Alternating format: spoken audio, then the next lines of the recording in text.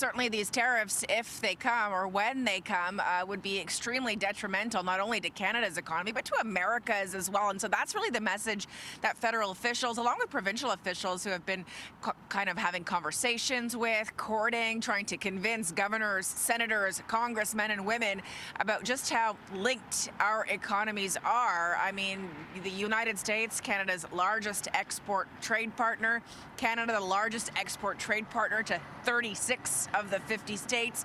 The economy is inextricably linked, and so a lot of detriment to the economy, to jobs here on the line if the incoming commander-in-chief goes through with what he's been promising, which are 25% tariffs on all Canadian imports, and he's promised it on the first day he takes office. So I think a lot of Canadians kind of waiting, holding their breath to see what happens in the hours after Donald Trump goes back to the Oval Office.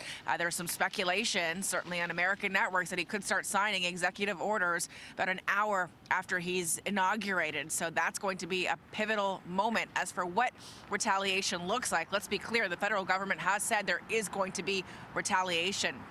Federal officials saying it's going to be a tit-for-tat situation to keep the pressure on our American neighbors.